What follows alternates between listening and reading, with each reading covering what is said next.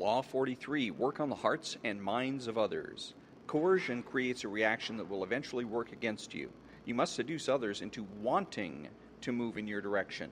A person you have seduced becomes your loyal pawn, and the way to seduce others is to operate on their individual psychologies and weaknesses. Soften up the resistance by working on their emotions, playing on what they hold dear and what they fear. Ignore the hearts and minds of others, and they will grow to hate you. That's Law 43 from the 48 Laws of Power. This is Ron. Welcome to Story Time.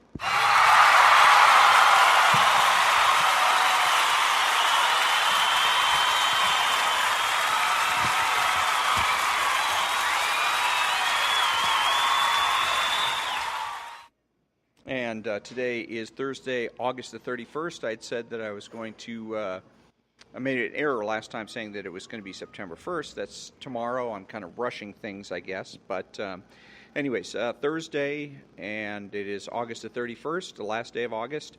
And I am recording this on location at Lovebirds Cafe and Bakery in Pasadena on Colorado Boulevard. Keys to power. In the game of power, you are surrounded by people who have absolutely no reason to help you unless it is in their interest to do so.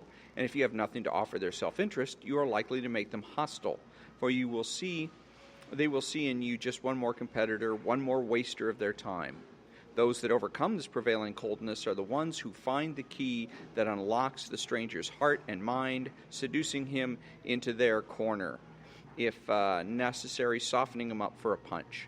But most people never learn this side of the game. When they meet someone new, rather than stepping back and probing to see what makes this person unique, they talk about themselves, eager to impose their own willpower and prejudices. They argue, boast, and make a show of their power. They may not know it, but they are secretly creating an enemy, a resistor, because there is no more infuriating feeling than having your individuality ignored, your own psychology unacknowledged. It makes you feel lifeless and resentful. Remember, the key to persuasion is softening people up and breaking them down gently. Seduce them with a two-pronged approach. Work on their emotions and play on their intellectual weaknesses. Be alert to both what separates them from everyone else, their individual psychology, and what they share with everyone else, their basic emotional responses. Aim at the primary emotions: love, hate, jealousy. Once you move their emotions, you have reduced their control, making them more vulnerable to persuasion.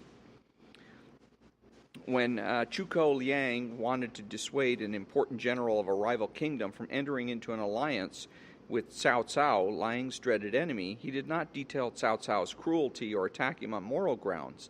Instead, Liang suggested that Cao Cao was really after the general's beautiful young wife. This hit the general in the gut and won him over. Mao Zedong similarly always appealed to popular emotions and spoke in the simplest terms. Educated and well-read himself, in his speeches he used visceral metaphors, voicing the public's deepest anxieties and encouraging them to vent their frustrations in public meetings. Rather than arguing the practical aspects of a particular program, he would describe how it would affect them on the most primitive, down-to-earth level. Do not believe that this approach works only with the illiterate and unschooled. It works on one and all. All of us are mortal and face the same dreadful fate, and all of us share the desire for attachment and belonging. Stir up these emotions and you captivate our hearts. The best way to do this is with a dramatic jolt of the kind that Zhuge Liang created when he fed and released prisoners who expected only the worst from him. Shaking them to the core, he softened their hearts. Play on contrasts like this. Push people to despair, then give them relief. If they expect pain and you give them pleasure, you win their hearts. Creating pleasure of any kind, in fact, will usually bring you success, as will allaying fears and providing or promising security. Symbolic gestures are often enough to win sympathy and goodwill. A gesture of self-sacrifice, for example, a show that you suffer as those around you do, will make people identify with you, even if your suffering is symbolic or minor and theirs is real. When you enter a group, make a gesture of goodwill. Soften the group up for harsher actions that will follow later. When T.E. Lawrence was fighting the Turks in the deserts of the Middle East during World War I, he had an epiphany. It seemed to him that conventional warfare had lost its value. The old-fashioned soldier was lost in the enormous armies of the time, in which he was ordered about like a lifeless pawn. Lawrence wanted to turn this around. For him, every soldier's mind was a kingdom he had to conquer, A committed, psychologically motivated soldier would fight harder and more creatively than a puppet. Lawrence's perception is still more true in the world today, where so many of us feel alienated, anonymous, and suspicious of authority, all of which makes overt power plays and force even more counterproductive and dangerous.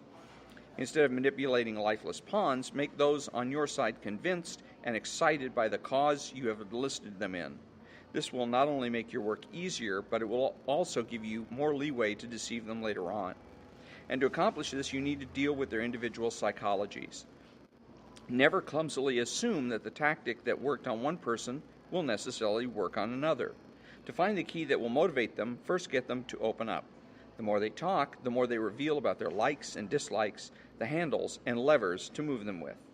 The quickest way to secure people's minds is by demonstrating, as simply as possible, how an action will benefit them. Self-interest is the strongest motive of all. A great cause may capture minds, but once the first flush of excitement is over, interest will flag unless there is something to be gained. Self-interest is the solider foundation. The causes that work best use a noble veneer to cover a blatant appeal to self-interest. The cause seduces, but the self-interest secures the deal. The people who are best at appealing to people's minds are often artists, intellectuals, and those of a more poetic nature. This is because ideas are most easily communicated through metaphors and imagery. It is always good policy, then, to have in your pocket at least one artist or intellectual who can appeal concretely to people's minds. Kings have always kept a stable of writers in their barn. Frederick the Great had his Voltaire, until they quarreled and separated. Napoleon won over Goethe. Conversely, Napoleon III's alienation of writers, such as Victor Hugo, whom he exiled from France, contributed to his growing unpopularity and eventual downfall. It is dangerous, then, to alienate those who have powers of expression and useful to pacify and exploit them. Finally, learn to play the numbers game. The wider your support base, the stronger your power. Understanding that one alienated, disaffected soul can spark a blaze of discontent. Louis XIV made sure to endear himself to the lowest members of his staff. You too must constantly win over more allies on all levels. A time will inevitably come when you will need them. Reversal. There is no possible reversal to this law. And that is the end of Law 43, Work on the Hearts and Minds of Others. And it reminds me of a time when I was working in a customer service position, and I worked in a police department. And it was a temporary job, but I was a clerk, and I worked the window. People would come to the window and they would looking for permits or whatever the issue happened to be. Well, most of the time, each and every day, people would come to the window and they were unhappy. They were very upset about something, and usually because they were there to get their car out that had been impounded, or it had been booted, or they had received some kind of a citation, or there was some other kind of a problem. Rarely were they there because of good news. So they came in and they were in a bad mood. Very often they were spoiling for a fight. And I knew that if I went ahead and argued with them or told them to calm down or something of that nature, that I'm going to meet with resistance and that things are going to get worse instead of better and might quickly get out of hand. So one of the things that I've learned to do that I've over the years and seen to be very effective is in order to take the wind out of somebody's sails that comes in or comes at me with a certain amount of emotional momentum, is to agree with them. Generally, not in there's certain situations where you can't, of course, agree with them, but in this particular situation, they would come in and say, well, you know, this really sucks that I've had my car booted, you know, and they're, again, trying to bait me. They figure I'm going to come back and say, well, no, it's your own fault. You should have done this, should have done that, and that I'll provide them with some sort of an argument.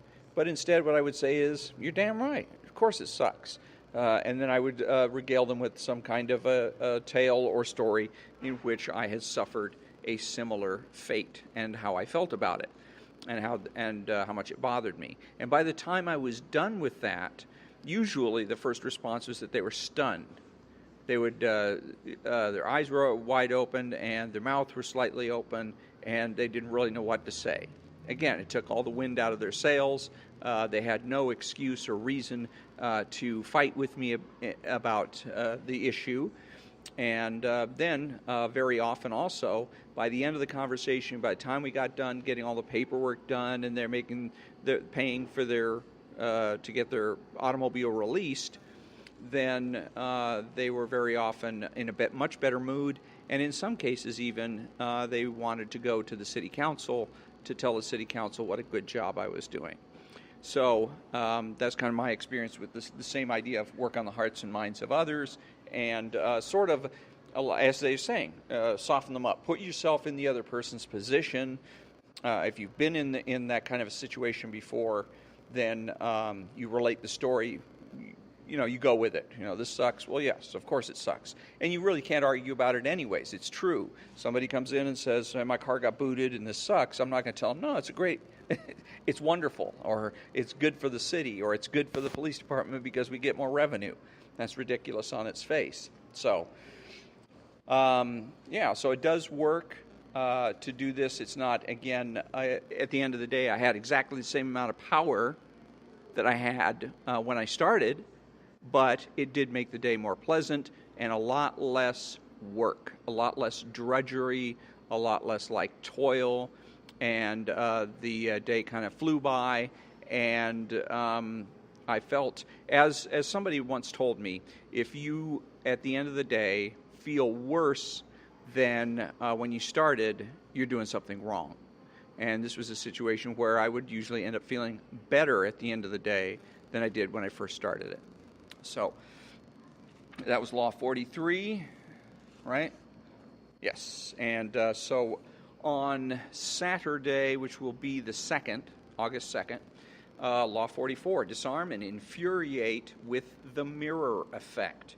The mirror reflects reality, but it is also the perfect tool for deception. When you mirror your enemies doing exactly as they do, they cannot figure out your strategy. The mirror effect mocks and humiliates them, making them overreact. By holding up a mirror to their psyches, you seduce them with the illusion that you share their values. By holding up a mirror to their actions, you teach them a lesson.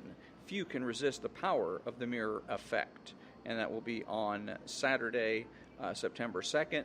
Until then, thank you for joining me, and have a great day.